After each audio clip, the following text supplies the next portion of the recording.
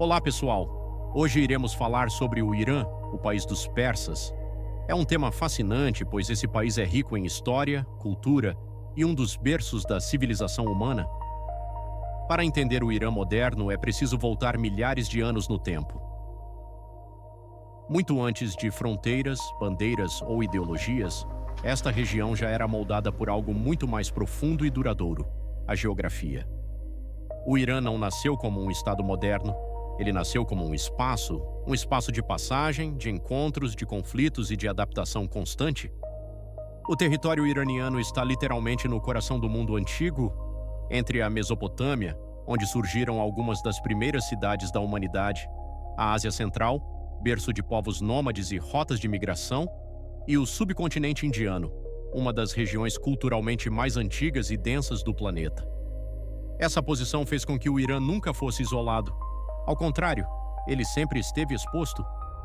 Caravanas cruzavam essas terras muito antes da ideia de fronteiras nacionais. Ideias, religiões, tecnologias e exércitos passavam por ali. Quem controlava essa região não controlava apenas território, controlava a circulação. No centro de tudo isso está o Planalto Iraniano, uma vasta região de alta altitude, cercada por barreiras naturais que funcionam tanto como proteção quanto como obstáculo. Esse planalto cria um clima seco, com recursos escassos em muitas áreas, o que obrigou as sociedades locais a desenvolverem formas sofisticadas de organização, irrigação e administração. A oeste, as montanhas Zagros desempenharam um papel decisivo. Elas nunca foram apenas um muro defensivo, foram também um fator de fragmentação. Vales isolados deram origem a comunidades relativamente autônomas, com identidades próprias, línguas diferentes e lealdades locais. Isso ajudou a explicar por que o Irã, ao longo da história, raramente foi homogêneo. Essas montanhas também canalizavam o comércio. Rotas específicas se tornaram vitais, e quem controlava esses corredores controlava riqueza e poder. Até hoje, muitas dessas rotas antigas influenciam estradas modernas, cidades importantes e centros econômicos. Ao norte, o Mar Cáspio introduz uma lógica completamente diferente. Em um país majoritariamente árido, ele cria um corredor úmido, verde e fértil. As florestas ao sul do Cáspio contrastam fortemente com o interior seco do Planalto. Essa região sempre sustentou a agricultura mais estável, populações mais densas e economias menos dependentes do nomadismo. Esse contraste geográfico moldou padrões de migração por milênios.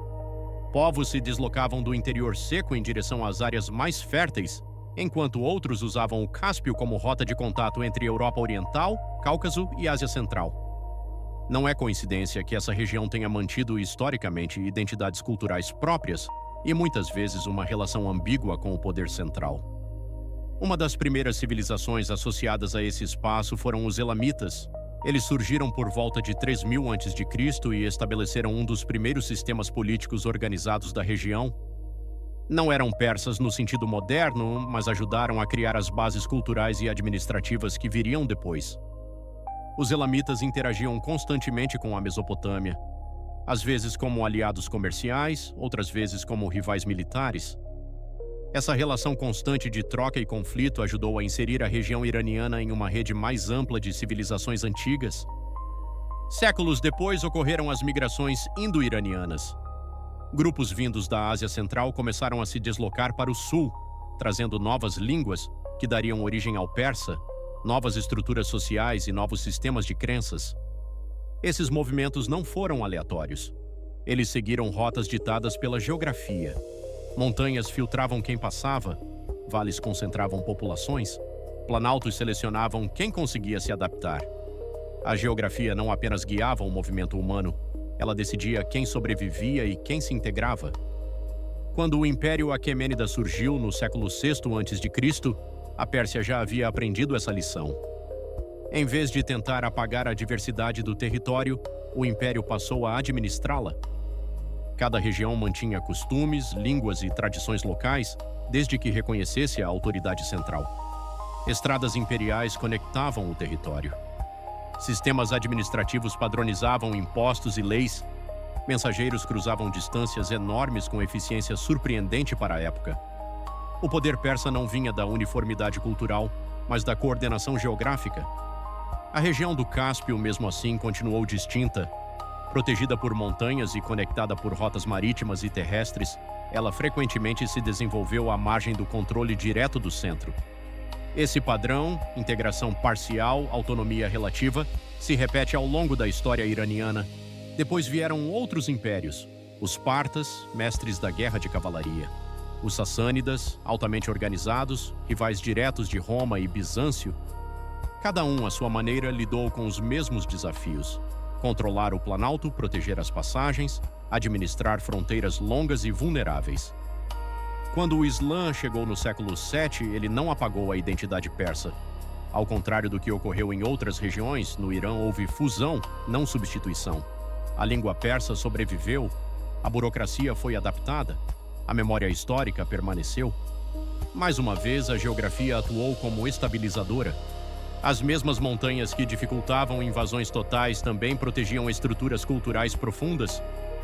Avançando para a era moderna, o mapa político mudou, mas as pressões fundamentais continuam as mesmas. Um Estado central forte tentando governar um território diverso, complexo e desigual. Grandes cidades contrastando com regiões rurais isoladas, minorias étnicas vivendo em zonas de fronteira, identidades locais convivendo com uma identidade nacional poderosa. Compreender essa longa história ajuda a entender por que o Irã não é apenas um país moderno com problemas contemporâneos. Ele é uma civilização em camadas, construída sobre movimento, adaptação e geografia. E isso importa hoje, porque as mesmas fraturas geográficas e culturais que moldaram impérios antigos continuam moldando tensões modernas. No próximo vídeo, vamos sair da história e entrar no presente, dos impérios aos protestos, da geografia ao poder e dos padrões antigos à rebelião moderna.